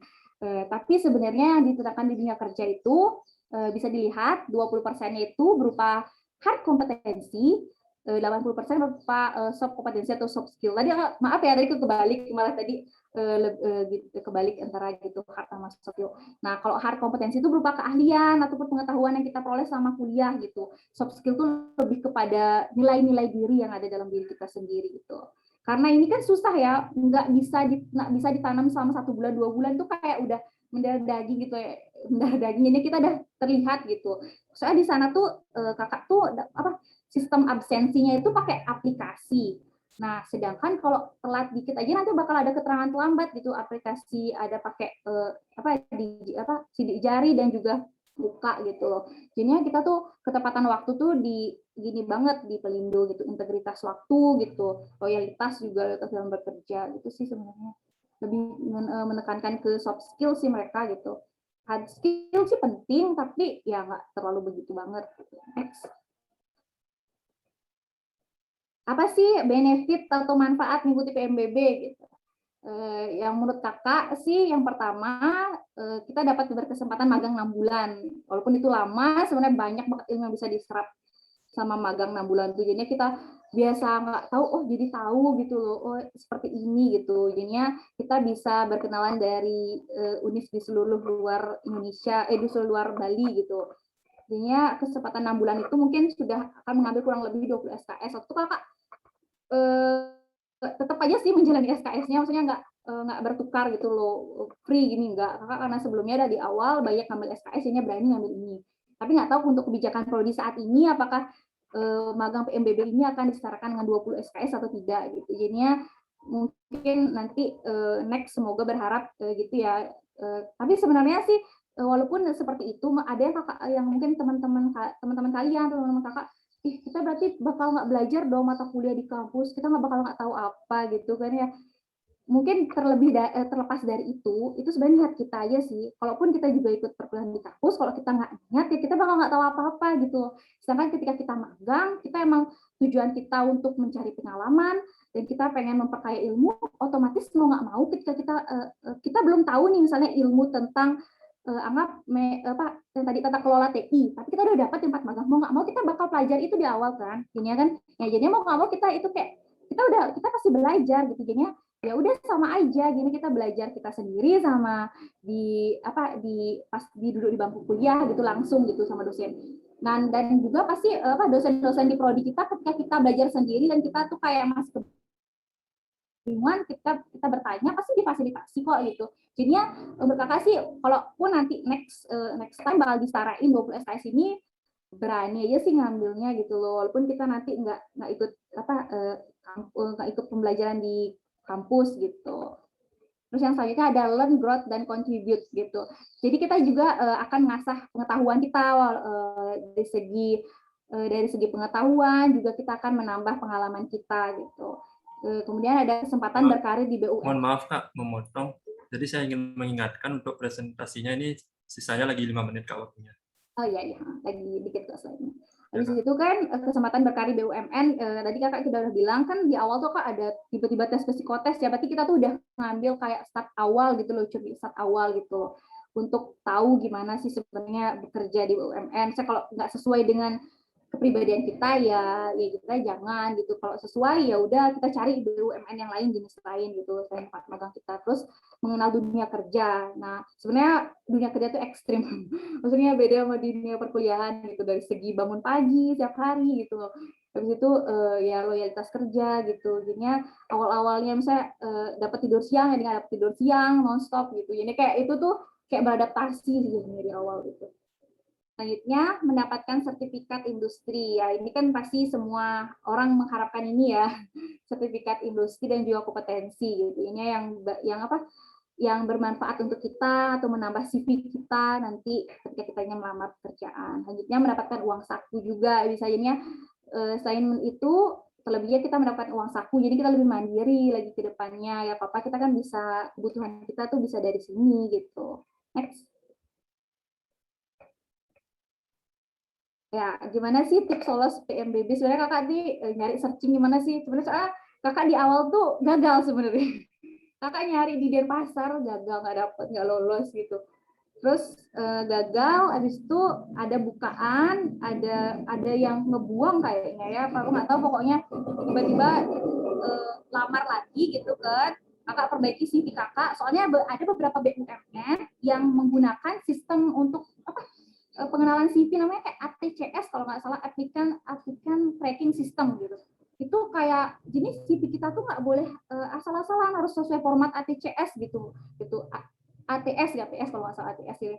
Kakak tuh jadinya kayak nyari searching gimana sih CV yang baik gitu, buat ulang lagi gitu. Habis itu biar kadang-kadang kan kakak nggak tahu kan karena kita kan nggak dikenali sama penguji kita cuma ngelain lewat CV kita gitu. Jadinya kalian harus bisa mengcover diri kalian secara baik melalui CV kalian itu gitu. Itu CV itu jadinya pengantar awal gitu, pengantar awal. Yang selanjutnya itu kita tahu kebutuhan yang dibutuhkan oleh BUMN yang dituju, makanya tujuan dari dikirimnya apa ya, form Excel berupa kebutuhan BUMN itu jangan dibaca sekedar aja, oh ya udah dijawab, oh ya udah ini aja aku cari. Enggak, kalian cari tahu misalnya di BUMN bagian pegadaian atau bank BRI itu kan salah satu BUMN. Oh dibutuhkan bagian pengarsipan. Arsip itu sebenarnya IT juga bisa. Ya, terus kalian cari tahu tentang perusahaan itu. Nah, kalau udah tahu itu, nah kalian bisa tambah di CV kalian, jadinya kayak tepat sasaran lah jadinya gitu, sesuai kebutuhan gitu. Jadi nanti bakal ada proses match up atau kesesuaian antara kalian kebutuhan sama mahasiswa gitu kan. Itu jangan malu bertanya, gali informasi banyak mungkin gitu. Misalnya kalau kalian kayak kakak sendiri Pelindo, nah kakak langsung cari tahu orang-orang yang magang, alumni Univisa yang magang dulu di Pelindo. Kakak cari tuh di Pelindo Benoa, Kak Lukas kalau nggak salah jurusan hukum. Kakak hubungin langsung, kakak cari IG-nya, kakak follow, terus kakak hubungin, tanya-tanya gimana sih Pelindo, terus dikasih tahu kayak gini-gini, terus kakak minta deh gini format e-test. Di awal tuh kakak udah minta format e-test karena takut ya, ini dunia industri kerja itu seperti apa sih, sedangkan aku tuh kayaknya baru nggak terlalu tahu banyak gitu. Jadinya kakak minta dari sana, udah mikirin gimana bakal buat e-test seperti apa, udah mikirin dari sana gitu. Jadinya kalian tuh jangan malu bertanya gitu loh. Sebenarnya inilah kesempatan kalian gitu loh untuk bisa berkembang gitu. Yang selanjutnya ya berdoa, terlebih dari kita udah berusaha, dan yang terakhir itu kan kita lebih menyerahkan gimana kan, atau enggak, kalau nggak dapat, nggak lolos, sudah berusaha ya mungkin belum jalannya gitu, atau enggak nanti coba di semester depan atau tahun depan gitu. Next. Ya, sekian pemaparan dari kakak, kurang lebihnya seperti itu. Apabila ada kata-kata yang kurang berkenan atau menyinggung perasaan, kakak mohon maaf. Akhir kata, Assalamualaikum warahmatullahi wabarakatuh.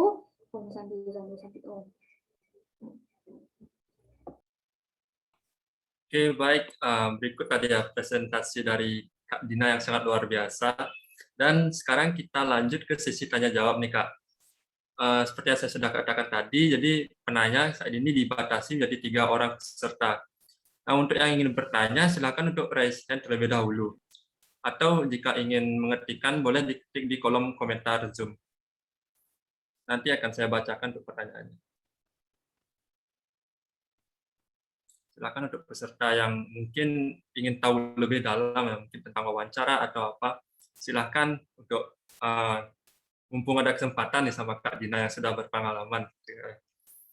Untuk peserta silakan.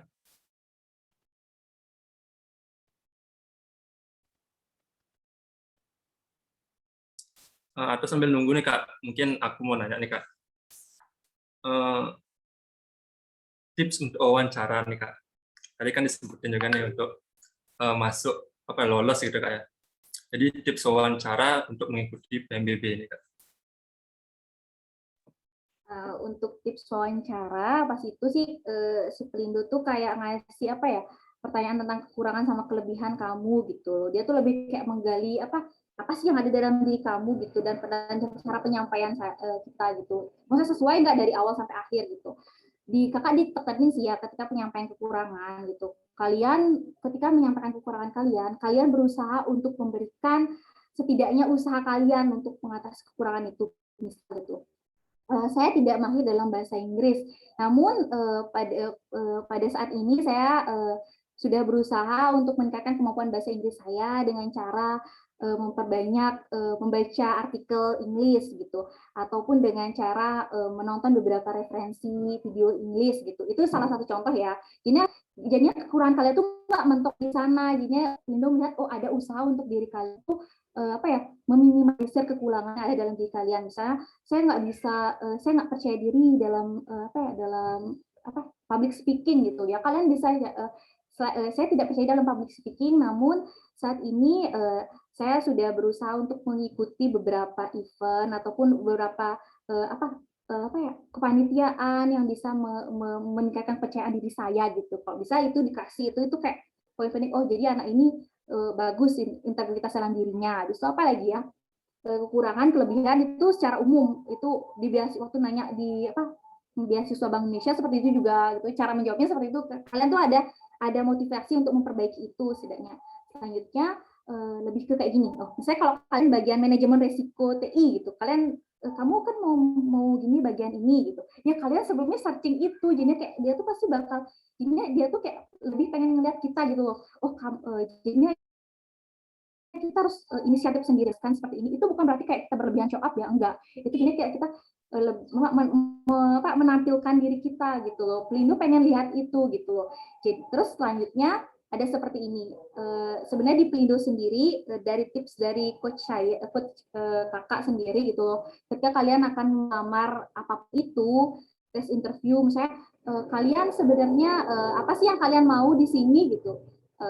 Kalau kalian sampai tahap saya ingin mencari pengalaman, itu merupakan tahap yang gimana ya, paling dasar menurut kakak tuh. Ketika kalian sudah berusaha saya ingin memberikan kontribusi gitu, itu jadinya kayak nilai plus gitu. Oh jadinya anak ini pengen memberikan kontribusi. Selain saya ingin mengembangkan menambah pengalaman, saya juga ingin selama saya tahu tentang dunia kerja seperti apa, setelah itu lambat laun juga saya bisa memberikan kontribusi terhadap Pelindo gitu. Selain di samping Pelindo udah menanggung saya selama saya memberikan biaya gini, jadinya kayak oh anak ini jadinya ada inisiatif gitu loh di awal gitu loh. Jadinya kan kayak semangat ya memberikan kontribusi gitu, kayak udah jadinya target gini untuk kita, untuk poin plus untuk kita. Terus apa lagi ya, terus ini kakak misalnya tentang Pelindo, kalian harus tahu gimana jasa kepelabuhanan gitu loh. Pelabuhan Pelindo tuh ada berapa gitu ya, setidaknya itu yang dasar kalian harus tahu lah, harus searching gitu. Nanti ditanya nggak tahu, ya udah berarti kalian udah nggak interest ya sama perusahaannya, udah jadinya ya udah di cancel aja di awal. Itu sih sebenarnya. Itu sih dia poin penting tuh deh. Kalian tahu tentang perusahaan yang kalian lamar, terus kalian bisa memberitahu kekurangan sampai kalian, tapi dengan cara masih bisa ditolerir, dengan cara kalian masih berusaha untuk memperbaikinya. Selanjutnya kalian menonjolkan kemampuan kalian dengan sesuai dengan apa yang kalian lamar, maksudnya ya divisi kalian yang kalian lamar gitu. Itu sih dari kakak. Oke, terima kasih Kak, jawabannya luar biasa sekali. Nah sekarang untuk peserta nih yang ingin bertanya. Oke, dari ketua panitia nih Kak, dari Kartika. Silakan Kartika bertanya. Baik, terima kasih. Jadi aku mau nanya nih Kak, mungkin sedikit personal juga. Kakak kan tadi bilang bahwa magangnya itu kakak ambil semester 5 ya. Nah, pada saat itu juga kan ada namanya kurikulum prodi di mana kita diharuskan mengambil mata kuliah tertentu di prodi. Nah, saya pengen tanya, apa sih alasan kakak berani untuk mengambil program magang ini di semester 5? Apalagi setahu saya juga di dalam kurikulum prodi itu ada memang semester yang ditujukan untuk magang. Jadi semester 6 atau 7. Kenapa nggak nunggu aja gitu, Kak? Terima kasih. Gini sih, Dek, karena kakak tuh pasti udah ketebak deh kayak magangnya bakal di pandemi ini bakal WFH. Sedangkan magang di BUMN tuh pasti dia tuh lebih ke kita gitu. Jadinya kakak tuh kayak mau pengen curi start duluan, dan memang kakak tuh pengen ngerasain atmosfer yang berbeda aja sih gitu. Udah selama ini kuliah WFH, magang WFH, kakaknya WFH, jadi gimana ya? Ya nggak gini aja sih, jadinya nggak rasanya sainsnya gitu loh. Terus kakak juga pas itu kan udah bosen juga lomba, jadinya kan pengen ngerasain yang beda aja gitu. Jadinya kayak beraniin diri sebenarnya. Pas ketika dijalani sebenarnya berat banget deh gitu, sampai kakak tuh di sama magang tuh sampai kena COVID ya, karena memang kan kita tuh sebagai perusahaan BUMN yang kakak tuh kritikal ya, nggak ada jadwal WFH-nya nggak ada sama sekali. Senin sampai Jumat tuh full nonstop kerja 8 jam, kadang-kadang itu bayar lembur. Jadi kayak daya tahan tubuh tuh menurun, dan juga pas itu ada beberapa mata kuliah berat seperti dining gitu kan, tugasnya kayak tentang hitung-hitungan gitu, kayak pernah lah sampai sakit gitu loh. Tapi karena ditekad di awal tuh emang karena ini keputusanku gitu, ini prioritasku, jadinya nggak mau udah jauh dari orang tua, masa mau berhenti di tengah jalan. Ya udah, jadinya kayak jalanin gitu sih, selesaikan, tuntaskan, karena kamu udah basah ya udah sekaliannya basah gitu. Itu sih, Dek.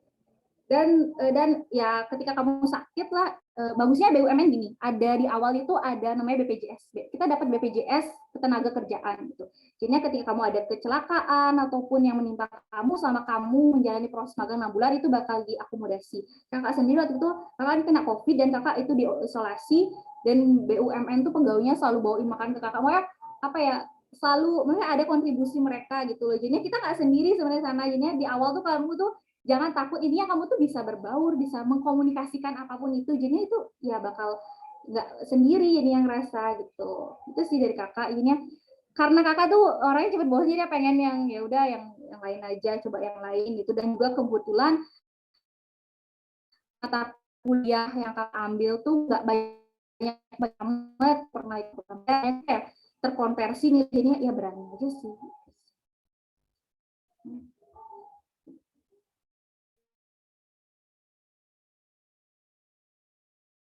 Untuk Kartika gimana?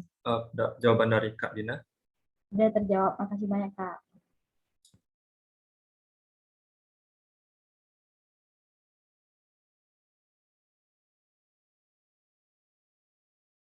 Baik, ini untuk peserta di komentar Zoom ya.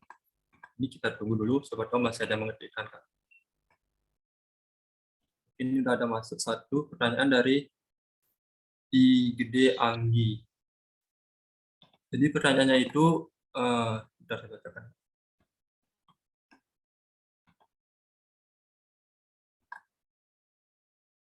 Oke, bagaimanakah cara kakak menyesuaikan ilmu yang menjadi tuntutan tempat magang sehingga dapat mengikuti program magang dengan baik? Intinya itu dapat ilmu baru ya, maksudnya nggak sesuai sama ilmuku gitu ya. Ya itu awalnya sih kayak deg-degan, deg-degser sih, maksudnya kayak aduh aku nggak tahu ini apa gitu kan, apalagi bongkar muat tuh ya apaan sih gitu kan, terus aplikasi ini apaan sih, kayak berat gitu karena pelabuhan di awal tuh. Nah kuncinya sih kakak sebelum ke kantor, kakak bakal list dulu prioritas apa yang harus aku lakuin. Misal kakak tuh disuruh besoknya tuh pengadaan barang di aplikasi gitu, kadang-kadang kan SAP susah ya, ya udah kakak sebelumnya itu belajar gitu. Jadi di kantor tuh jadinya nggak gagap gitu loh, nggak gagap gitu loh, jadi kayak malu ya kalau gagap di hadapan karyawan udah dapet, nggak bisa gitu kan. Jadi sebelum kamu berangkat kantor tuh kamu bangun pagi-pagi, kamu list dulu, aku harus ngelakuin ini gitu, harus selesai pokoknya hari itu.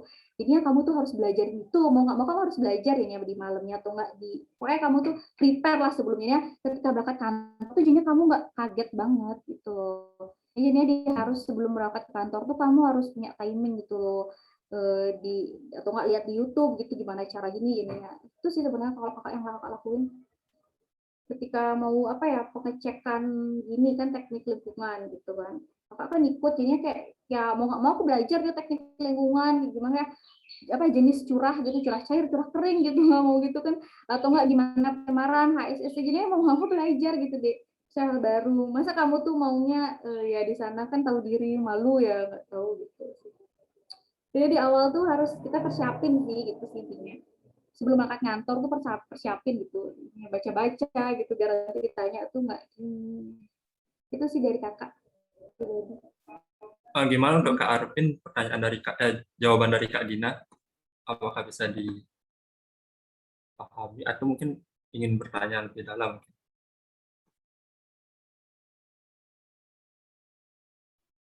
Kalau aplikasi selain SAP, misalnya aplikasi dalam hal pembuatan di surat dinas online, pengarsipan tuh menurut kakak tuh udah user friendly banget. Kalian pun bisa bakal ngoperasiin itu. Dan emang itu gampang banget gitu.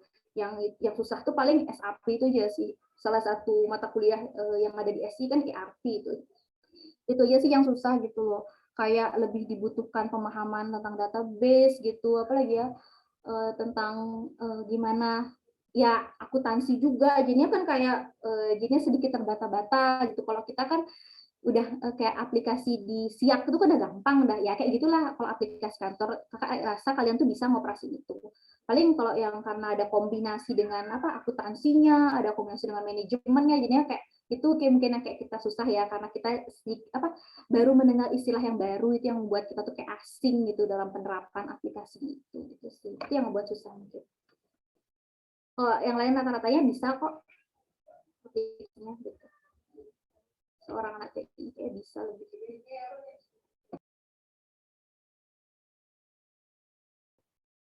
Oke Kak, terima kasih banyak Kak tentang pertanyaan dari Kak Arvin tadi. Nah terus ini untuk yang ingin bertanya, saya silakan lagi 2 aja deh Kak.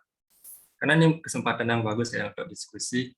Dan ini juga merupakan salah satu program yang punya dampak yang sangat besar Kak ya, terhadap gimana kita meningkatkan kualitas diri Kak ya. Oke, lagi 2 penanya deh. Untuk semester 1 atau semester 3 mungkin yang berminat gitu.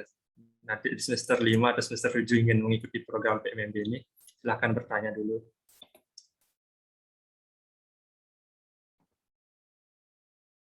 Atau dari panitia deh, kalau dan penasaran.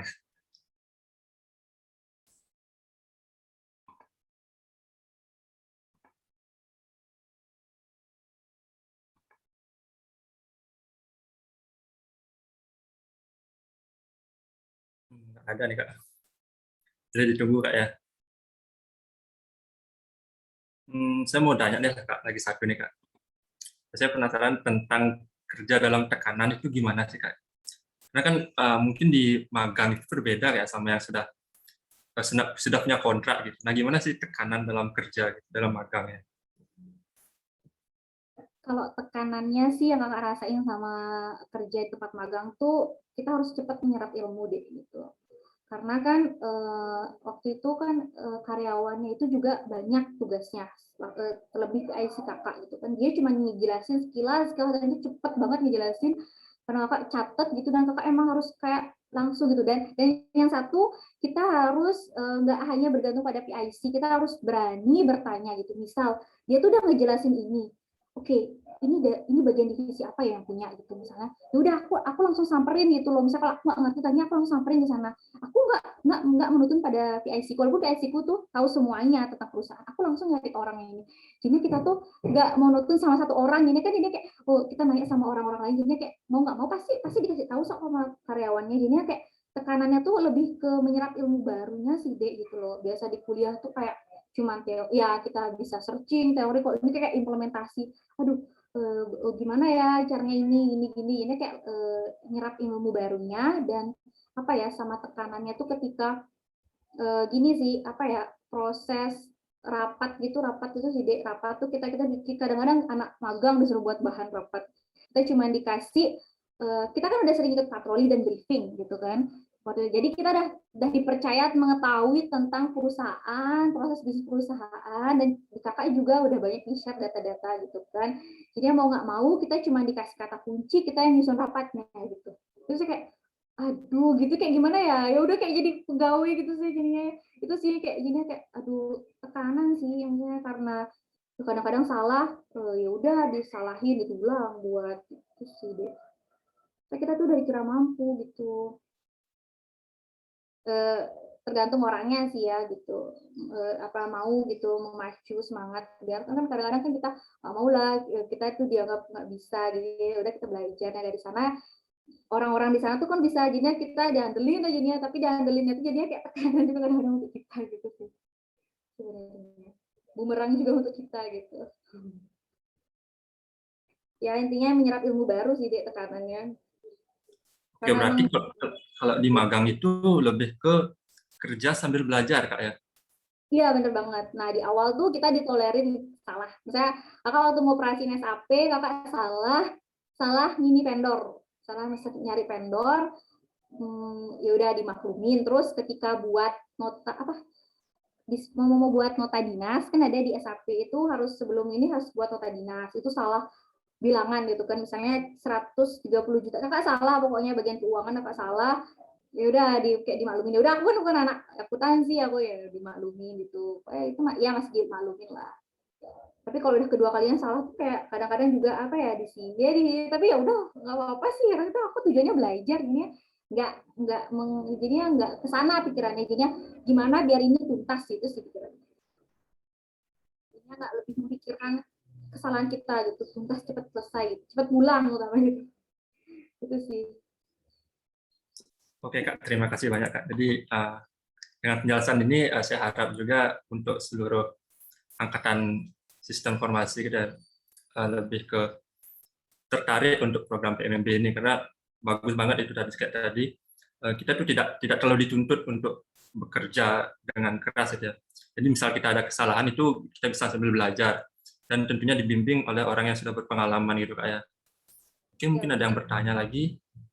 Pokoknya Kak, tanyain ya, misalnya kalau kalian ada salah satu kalian lolos di PMBMB ini, misalnya kalian dari IT dan kalian udah dapat di tempat kerja itu, jangan pernah kaget. Jangan pernah kaget karena di dunia kerja itu baru kalian IT, bukan berarti kalian tuh belajar IT, kalian belajar banyak tuh. Jangan kaget, loh aku nggak dapet ini di kuliah, jangan kaget itu, jalanin aja gitu. Jangan ngeluh, ya ngeluh boleh, tapi kalaupun kalian tuh ngeluh, ya pasti bakal kalian harus ngejalanin itu gitu. Ada tanda tangan kontrak 6 bulan gitu. Ya aku harus belajar teknik lingkungan, iya, harus belajar teknik perkapalan dikit-dikit, iya gitu loh. Jangan kaget. BUMN tuh coba kalian searching nanti bagian BUMN gitu ya, bumn.ri di IG. Kalau dia ngerekrut pegawai masih macet, minimal spesifikasinya tuh dia bisa ngoding, bisa desain, bisa ini. Ya kali kan programmer cuma ngoding doang gitu kan. Ya tapi BUMN beda. BUMN tuh emang banyak permintaannya.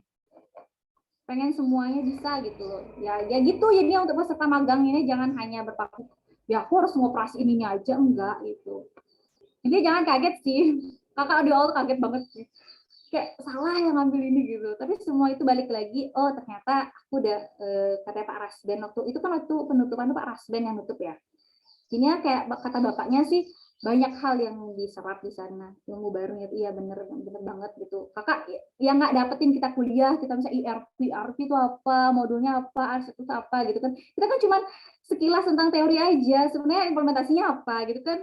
Kampus nggak punya ERP, maksudnya kampus sendiri nggak punya ERP gitu kan, ya jadinya kan harus ke perusahaan gitu, dan perusahaan tuh nggak gampang loh ngasih hak akses SAP itu, hak akses itu susah karena di sana tuh terikat beberapa modul tentang keuangan perusahaan, berapa di setiap divisi itu ada berapa perusahaan. Nah itu jadinya hak akses itu terbatas, dan ketika aku dikasih kesempatan untuk menjadi salah satu hak akses, ya kasih aksesnya itu kayak ya berharga banget gitu, walaupun itu susah gitu penerapan aplikasi itu sih. Intinya jangan kaget gitu deh. Emang sekarang banyak yang tertarik ya, pas dapat tuh kadang-kadang kaget, ih ternyata kayak gini ya, berat ya, emang kayak gitu sih sebenarnya. Pokoknya aku dari awal tuh wanti-wanti kan, biar kalian tuh siap enggak gitu, biar aku nggak nyampein yang manis-manis aja gitu, yang jeleknya juga ada. Oke Kak, terima kasih banyak Kak. Mungkin ada peserta yang ingin bertanya lagi sebelum kami tutup untuk pengisian form evaluasi.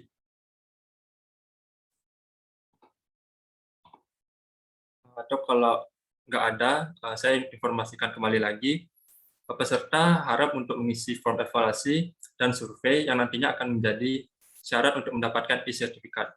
Untuk petugas panitia yang mengirimkan link, boleh dikirimkan terlebih dahulu.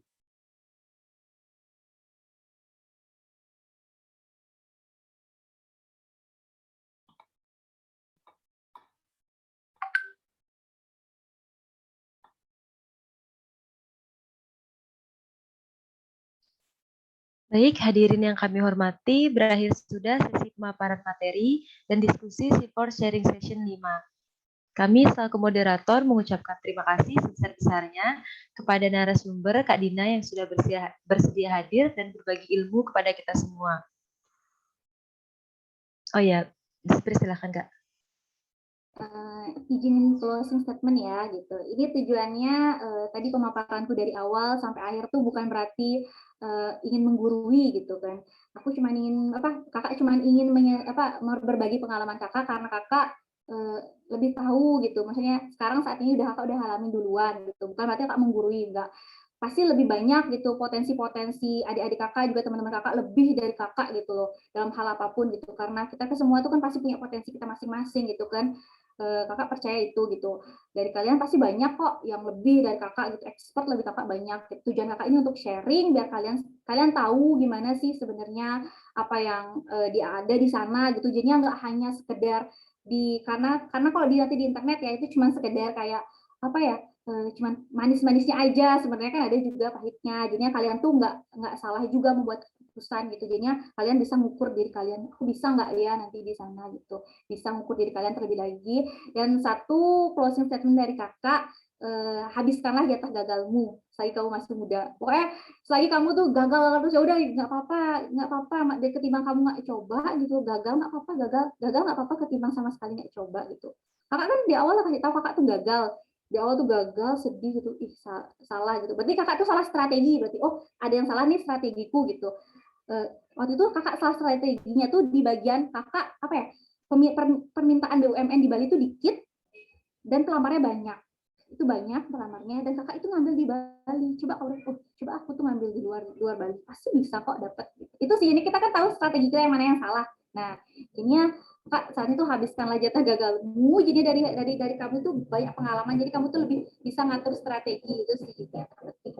Pokoknya jangan berfokus pada hasil, fokus pada usaha karena apa ya? Hasil tuh kadang-kadang tuh kita tuh jadinya kalau kita fokus pada hasil kita bakal kayak menggampangkan kita bakal halalin semua cara gitu untuk biar hasil nggak apa-apa gitu, nggak apa-apa kita gagal, nggak apa-apa kita tuh gini, bukan berarti kita tuh jadi paling bawah atau gimana. Nah, yang penting kita sudah setidaknya udah kita bergerak gitu. Bergerak dikit tuh sangat sangat penting gitu ketimbang sama sekali enggak. Itu aja sih, semangat untuk angkatan di bawah ya. Semoga bisa SI itu semoga semakin banyak prestasinya ya, harapin gitu ya, dan semakin banyak orang-orang yang lolos PMBB di SI terutama di BUMN dan juga di kampus Merdeka. Bisa itu aja sih. Terima kasih Pak Ardwi, dosen-dosen, adik-adik dan teman-teman yang udah mengundang saya gitu. Saya di sini cuma berbagi pengalaman, bukan bermaksud menggurui karena banyak masih kekurangan ya. Itu aja sih. Satu lagi nih Kak, mungkin untuk peserta yang mau lebih dalam gitu Kak, untuk memahami atau ingin tahu tentang program ini, bisa disebutin Kak kontak yang bisa dihubungi gitu. Mungkin ada media sosial atau untuk gini ya, secara umum aja kalian bisa pantau website fhcibumn.com, kemudian ada bumn.ri di IG itu di IG. Habis itu untuk UPT PKKM pokoknya Undiksa gitu kalau nggak salah di IG. Habis itu di Telegram juga. Nanti mungkin Pak Ardwi tahu ya Telegram di UPT PKKM itu. Gitu. Kalian di sana nanti bisa join. Gitu. Itu sih. Itu aja sih yang Bapak tahu. Ya kalau nanya Kak langsung nggak apa-apa sih. Ya selagi bisa tak jawab. Itu sih Dek. Kurang lebihnya seperti itu. Oke, terima kasih banyak pada narasumber. Mohon maaf jika ada kata yang kurang berkenan di hati hadirin sekalian. dan terdapat kekurangan yang disengaja maupun tidak disengaja dalam keberlangsungan acara. Kami tutup acara C4 Sharing Session 5 dengan tema membentuk generasi C4 yang kreatif, kompeten, dan siap berkontribusi dalam dunia kerja tahun 2021 dengan para mesanti. Om Santi Santi Santi Om.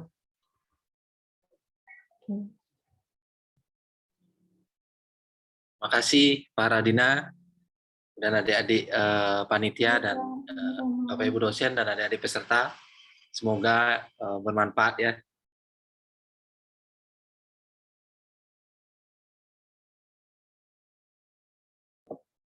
Izin lab ya adik-adik, Pak Ardi, Bapak Ibu dosen yang lain. Terima kasih. Terima kasih Kak Dina. Terima kasih banyak Kak. Ya, sama-sama. Mungkin di-share lagi itu gininya evaluasinya. Mungkin kalau ada yang belum. Makasih adik-adik panitia atas kerja kerasnya. Kegiatan hari ini berjalan dengan sukses dan saya sendiri mendapatkan sangat banyak informasi untuk ini dan ke depan kita bisa sama-sama untuk meningkatkan prodi ini. Terima kasih ya. Saya mohon izin meninggalkan room. Terima kasih Pak Ardi telah hadir. Terima kasih Pak. Terima kasih Pak.